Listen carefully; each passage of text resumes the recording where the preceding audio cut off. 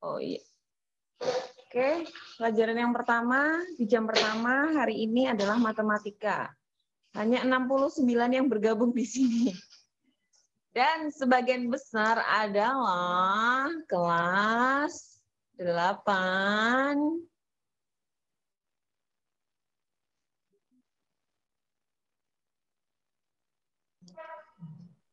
Ini gede ini.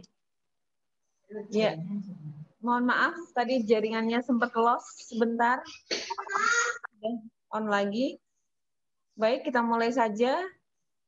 70 yang bergabung dari 260 siswa. Hanya 70. Berarti tidak sampai 30%. Dan sebagian besar adalah kelas 8A. Ya, 8F, B, C, D, E, F, G. Hanya mana? Oke, sekarang kita mulai saja. Bagaimana kemarin kalian sudah belajar tentang apa? Semester 2 ini sampai dengan materi PTS, apa yang sudah kalian pelajari? Halo? Apa yang sudah dipelajari? PTS kemarin, masih ingat?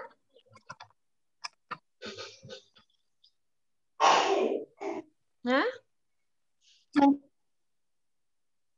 Apa coba? Materi Pitagoras. Pitagoras dan Pitagoras sama bangun ruang datar.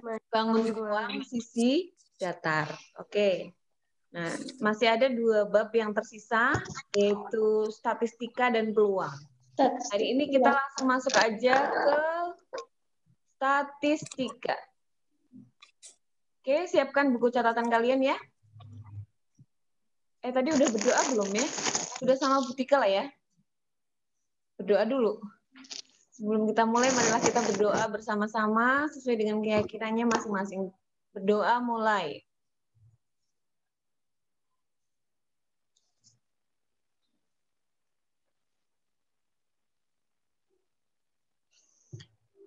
Berdoa selesai. Oke, kehadiran banyak sekali yang tidak hadir, hanya 30% yang bergabung di pagi hari ini. Apakah kemarin-kemarin juga seperti itu? Mungkin sama. Ya. Jangan ketawa.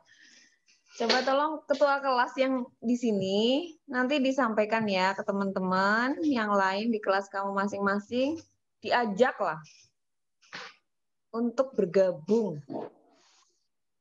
di Zoom, ya. Oke, hari ini kita belajar tentang statistika. Statistika. Statistika itu apa ya? Ada yang tahu? Berbicara tentang apa kalau statistika? Statistika identik dengan apa? Data. Data, betul 100. Ya. Data. Iya. Jadi statistika itu selalu berkaitan dengan data. Data.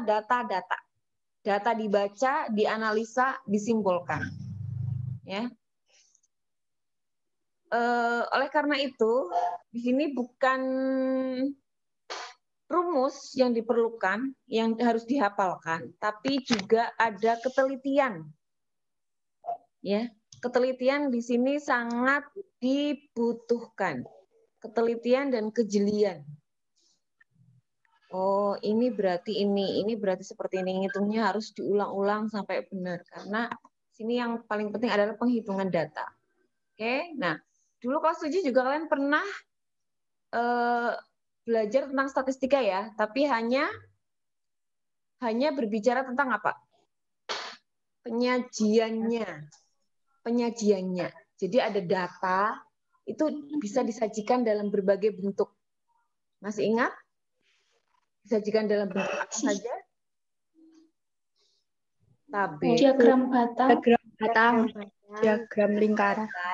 Diagram lingkaran, diagram garis, ya, dan lain sebagainya. Nah, sekarang di kelas 8 kalian bertemu lagi dengan statistika. Tapi bukan menyajikan data. Tapi lebih tinggi lagi levelnya, yaitu menganalisa data. Ya. Nah, kompetensi pengetahuannya kalian bisa menganalisa data untuk statistika ini sendiri, sedangkan kompetensi keterampilannya kalian bisa menyajikan dan menyelesaikan masalah yang berkaitan dengan nilai rata-rata, median, modus, sebaran, dan lain sebagainya untuk membuat keputusan dan membuat prediksi. Jadi, statistika adalah salah satu cabang matematika yang berkaitan dengan data. Jadi, data itu disajikan, dianalisa, kemudian diambil kesimpulannya untuk membuat sebuah keputusan atau membuat sebuah prediksi. Ya, jadi secara tidak langsung, statistika itu ada dalam kehidupan kita sehari-hari, dimanapun ada. Ya, kalau kalian melihat pada musim pemilihan kepala daerah itu pilkada, apa statistika yang ada di situ? Coba, poin statistika yang ada di proses pilkada apa?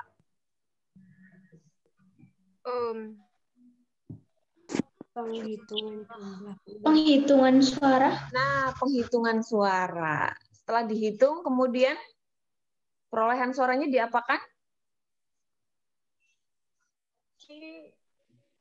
Dipertimbangkan. Disimpulkan.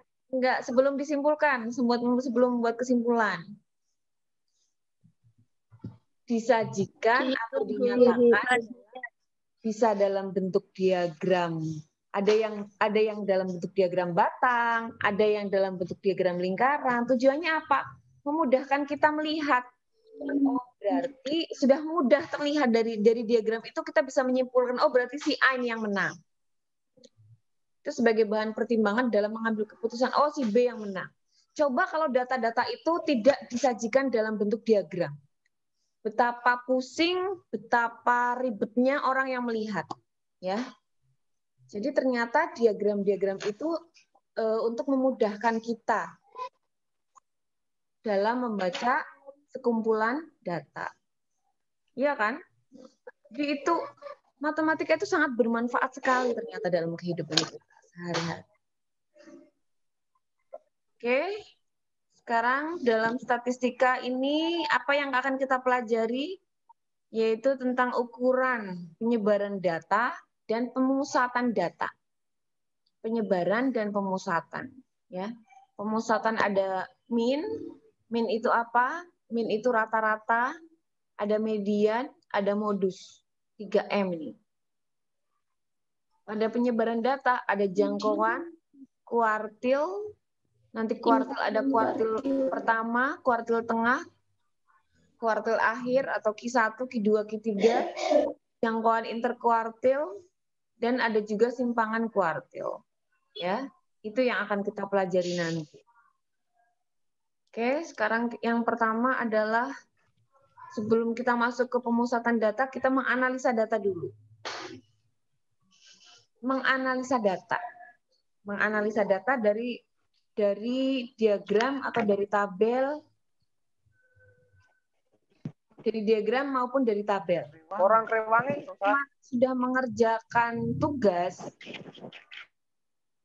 di link Google Form, pasti sudah punya gambaran bagaimana cara menganalisa data dari diagram. Tapi ternyata kenyataannya dari 260 yang sudah mengikuti atau mengumpulkan tugas itu hanya 130-an. Ya. Hanya 45%-an. 50%-an. Selebihnya belum ada, ya. Seperti biasa. Cobalah usahakan kalau ada tugas, paling tidak ya awal-awal 75% gitu. Yang mengumpulkan, yang mengerjakan, yang menyetorkan. Jangan sampai kurang dari itu. Sekarang kita analisa data dulu. Oke. Nah, coba. Terlihat gambarnya? Kecil banget. Terlihat? Diagram di bawah menunjukkan data penjualan beberapa merek TV pada bulan Februari. Nah, jadi diagram ini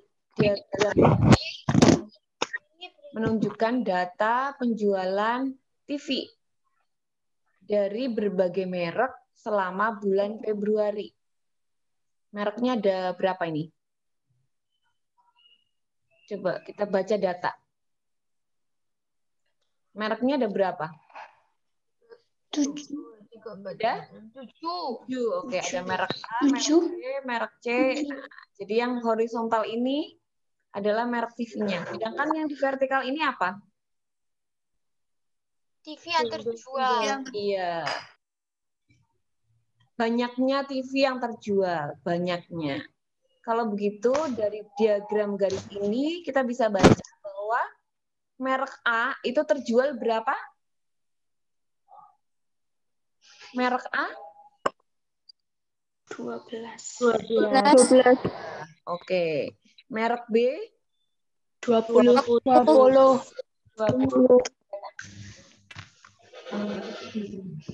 Mana zoom-nya mana? Oh iya iya. Kalau tidak terlihat bisa di zoom ya di layar kamu masing-masing. Iya, Bu. Oke. Berapa? 16. 16. 22. 25. 22. Iya. TVE 12. TVF 14. 18. 18. G 14. Nah, jadi berapa total TV yang terjual? Toko tersebut pada bulan Februari. Caranya bagaimana? Dijumlah. Oke, coba dijumlah. 12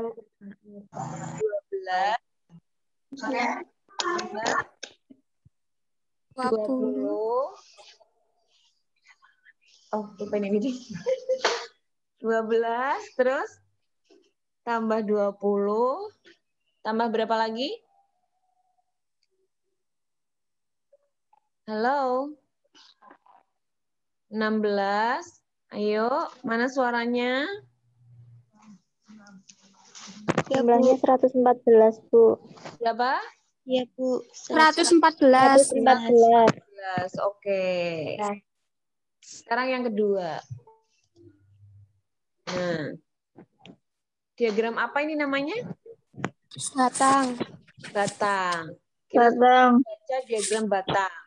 Diagram batang ini menunjukkan banyaknya pemesan teralis pada unit produksi SMK Bina Mulia dari tahun 2002 ini 02 sampai 2005. Dari diagram batang ini coba kita baca. Yang horizontal menunjukkan apa? Tahunnya. Yang vertikal menunjukkan Jumlah berapa banyaknya. Jadi pada tahun 2002 ini berapa? Berapa yang memesan? 400. 2003? 150. 2004?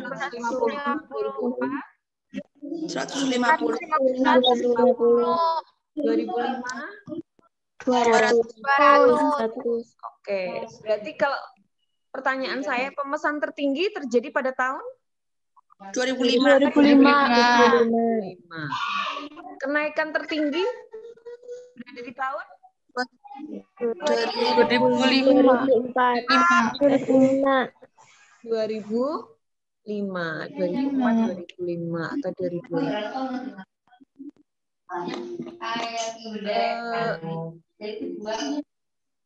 Penurunan ada penurunan? Penurunan produksi ada? Tingkat pemesan? Tidak ada. Tidak.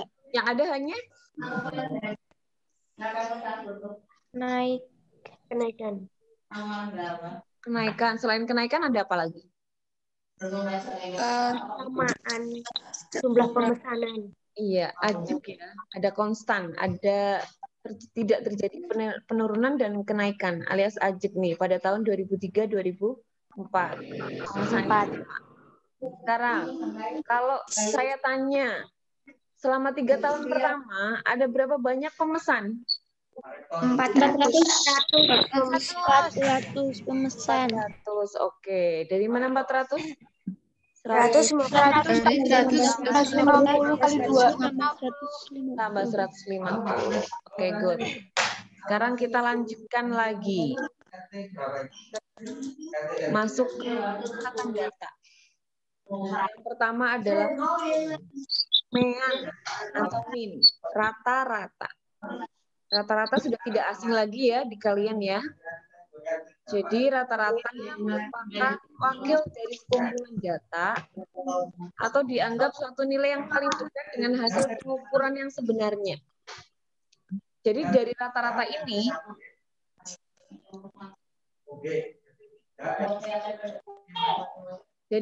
dari rata-rata ini memberikan kita gambaran yang lebih jelas dan lebih singkat tentang sekumpulan data. Misalnya kalian kan sering mendengar badan kelas 8F berapa ya? Oh, rata-rata ya beratnya 40 kilo. Kan berarti hampir semua orang itu berada di sekitaran itu. Ya, makanya rata-rata itu dianggap memberikan gambaran yang lebih jelas dan singkat. Jadi kalau rata-rata 40, oh berarti anak-anak kelas 8F itu beratnya ya berada di sekitar 40. Kalau nggak 39, ya 38, 39, ya 40, atau 41, berada di sekitar itu. Ya. Oke, sekarang yang contohnya dari suatu tabel ini menunjukkan data hasil produksi padi di Desa Sukadadi tahun 2001 sampai dengan tahun 2008. Sebelum ke rata-rata, adakah nilai yang dapat mempengaruhi nilai rata-rata? Tentukan nilainya. Tentukan nilai yang dapat mempengaruhi nilai rata-rata. Dari tabel ini, nilai mana yang mempengaruhi rata-ratanya? Tidak, 80. Tidak ada, Bu. 420. Berapa? Yang mempengaruhi? 420. Berapa? 490. 290. Bukan. Mana yang mempengaruhi nilai rata-rata? Jadi nilai rata-rata akan menjadi rendah karena ada nilai ini. 420.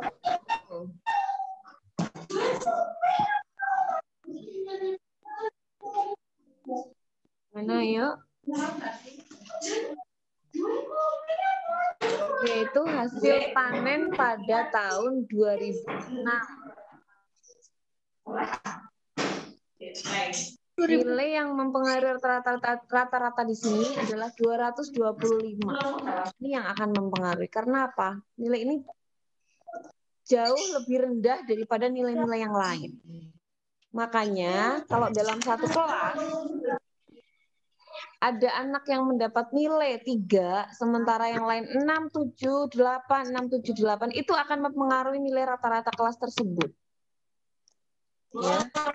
Nilai rata-ratanya akan menjadi kecil karena ada satu nilai ini, 3 ini, yang membuat rata-ratanya menjadi kecil. Oke. Makanya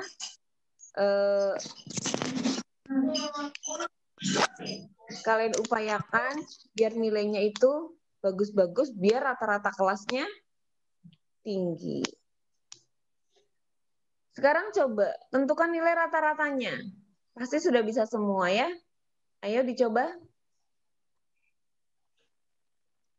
Bagaimana cara 300 plus rata-rata? 800. Dijumlahkan semua lalu dibagi dengan banyaknya ini. Iya, dijumlah semua lalu dibagi dengan banyaknya ini. Banyaknya ini ada berapa? 8. 8. Yuk, silakan.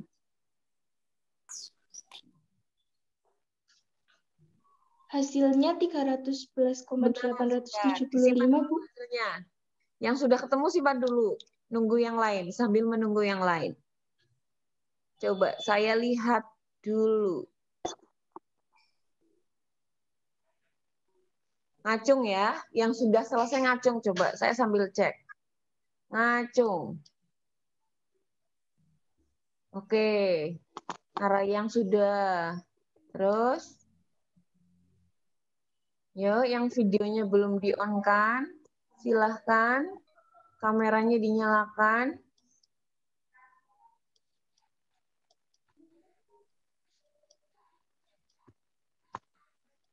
Mati semua kameranya. Aduh, saya bisa lihat ngacung nggak? Ini gimana ini?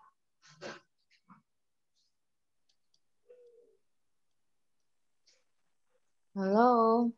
Yang mati apa disambi nonton TV atau disambi ngegame ya?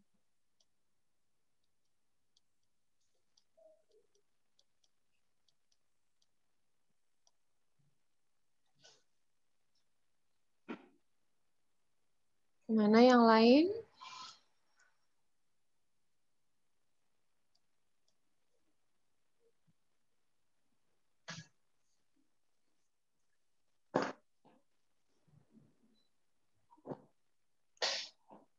Udah, Bu.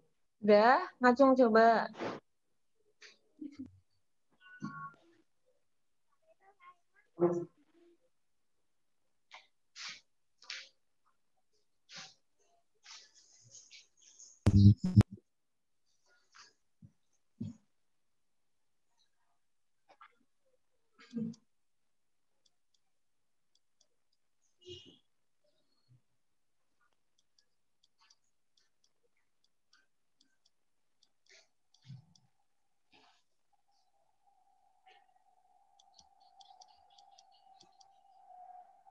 Ayo, Arasti Rahma, mana Arasti Rahma? Arasti Rahma. Tolong videonya dinyalakan. Sudah ketemu jawabannya? Udah. Berapa? 312,5. 312,5. 312,5. Oke. Semuanya setuju ya? Udah. Bisa dipahami? Menentukan nilai rata-rata itu intinya bagaimana? Jumlahkan semua data, lalu bagi dengan jumlah datanya. Jumlahkan semua data, lalu dibagi dengan banyaknya data. Oh, data itu ada 8, oh, berarti dibagi 8. Oh, datanya ada 120, berarti dibagi 120. Gitu ya. Sambil dicatat di buku masing-masing. Oke. Sekarang tentang modus dan median. Apa itu modus? Apa itu median? Nah, kalian biasa kalau bahasa gaul sekarang itu sering dengar kata-kata modus. Jadi modus itu sebenarnya artinya apa sih? Modus adalah nilai yang paling sering muncul. Ini kalau di istilah matematika ya. Modus adalah nilai yang paling sering muncul. Kemudian median adalah nilai tengah. Nilai yang posisinya berada di tengah-tengah data. Jadi menentukan median ini, datanya harus diurutkan terlebih dahulu. Ya. Urutkannya bagaimana, Bu? Ya dari yang terkecil. Urutkan dari nilai yang terkecil sampai dengan nilai terbesar. Habis itu baru dicari posisinya yang berada di tengah-tengah. Misalnya, datanya ada 5. Berarti nilai tengahnya di data ke berapa? 3. 3. Oke, pinter. Bisa dipahami? Jadi mencari median ini nggak menghitung banget, karena cuma mengamati aja, melihat posisi datanya. Kalau datanya ada 11, berarti nilai tengahnya didata ke 6. Nah, yang lain bisa memahami? Bisa. Bisa. Kalau datanya ada 8,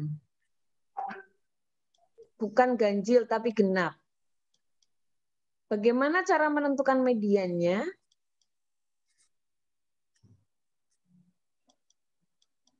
Yuk, udah jam 9.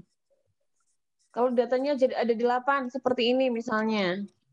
Nah, Yang tengah ditambahkan dan dibagi Yang tengah 2. ditambah terus dibagi. iya, 2. oke.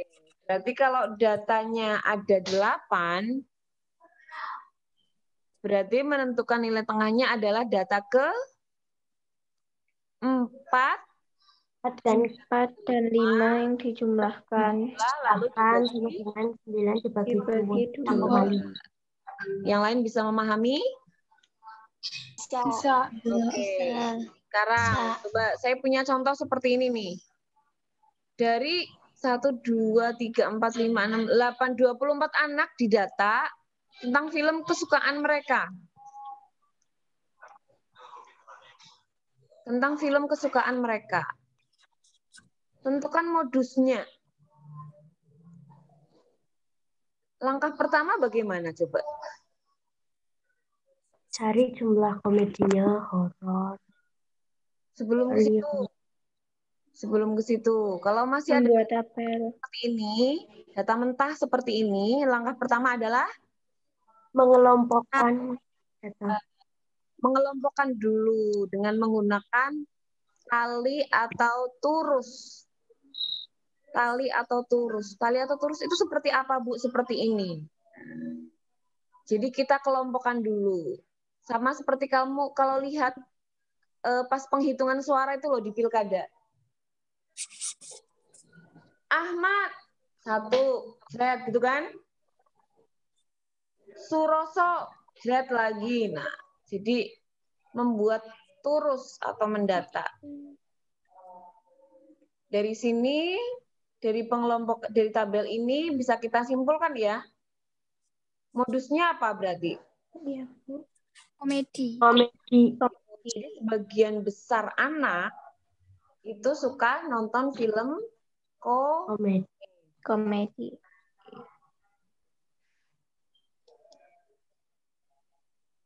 Sekarang tentang median. Contoh yang berikutnya. Coba kamu amati data 1, 2, 3, 4, 5, 6, 10 siswa laki-laki di SMP Ceria. Data berat badannya dari 10 siswa.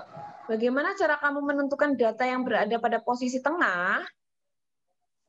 Data pada posisi tengah. Urut. Sama aja kalian menentukan Median. Ya. Median. Langkah pertamanya apa?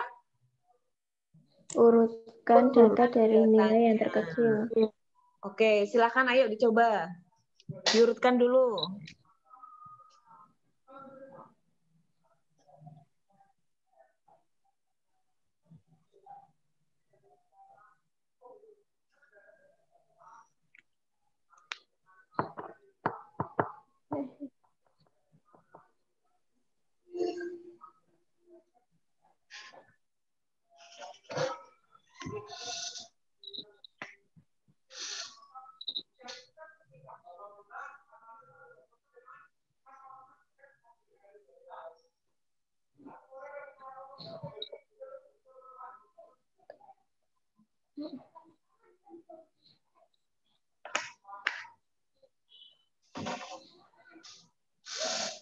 Tuh, Mbak Tika juga ikut ngitung itu. Ayo, yang lain coba partisipasinya mana? Coba. Desta Maulana. Desta Maulana, udah ketemu?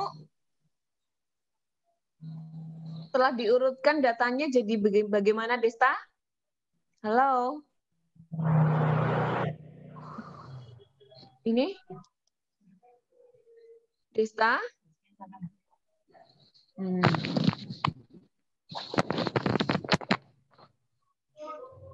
Belum bisa mendengar suaranya Desta?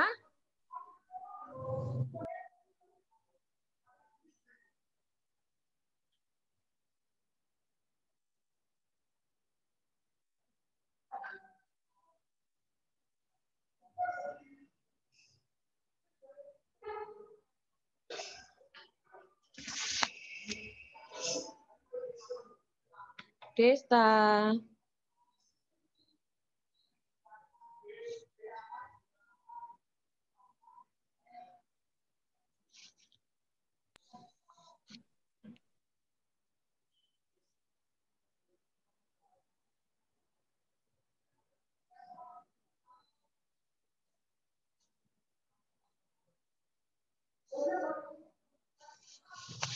Halo Desta. Kayaknya ditinggal tidur nih. Sudah diurutkan? Sudah. Datanya ada berapa? Saya sudah, Bu. Sudah. Ada Datanya ada 10. Berarti menentukan posisi tengahnya dari data ke berapa? 5, Data 6. kali 5 dan data 5 ke-6 dan ke-6. dijumlahkan. Baru dibagi 2. Data Dua. kelimanya berapa? 50. 50. Data ke-6-nya? 52. 52. Berarti medianya? 51. Ya, 50 tambah 52 dibagi 2. Oke. Bisa ya? Ya. Min itu apa, Min? Rata-rata. Rata-rata. Media? Nilai tengah. Nah, modus? Nilai yang paling Nilai yang banyak paling muncul. muncul. Yang paling sering muncul. Oke, jadi kita hari ini sudah belajar tentang ukuran pemusatan data. Ya, ukuran pemusatan data ada min, modus, dan median. Jadi biasanya dari sekumpulan data itu 3 nilai ini yang paling penting. Karena dari ketiga ini bisa memberikan gambaran yang lebih singkat dan jelas terhadap sekumpulan data. Oh, rata-ratanya berat badan anak-anak Espero itu 45 kilo. Jadi nggak perlu kita menyebutkan beratnya ini si A, ini si B, si C, si Z sampai tinggal aja bilang rata-ratanya ya 45. Oh, berarti anak-anak SMP 5, SMP 2 Espero ini beratnya berada di sekitar 45. Ada yang 44, ada yang 44, 45,5 atau kebanyakan di 45, 46 di sekitar itu. Ya. Hari ini adalah menyelesaikan tugas-tugas yang kemarin. Karena ternyata masih banyak yang belum, terutama tugas-tugas yang ada di link Google Form. Coba yang masih punya linknya, tolong di-share di grup kelas masing-masing ya. Diingatkan teman-temannya lagi. Ada 3 tugas yang melalui link Google Form. Penilaian harian 1, penilaian harian 2, dan tugas kemarin tentang statistika. Oke? Paham ya? Paham, Bu. Oke. Kemudian saya akhiri, sudah jam 9. Ini sudah molor berapa menit ya Bu Ika? Karena kalian ngumpulnya lama. Oke, sekian saya akhiri. Wassalamualaikum warahmatullahi wabarakatuh. See you. Waalaikumsalam. See you. See you.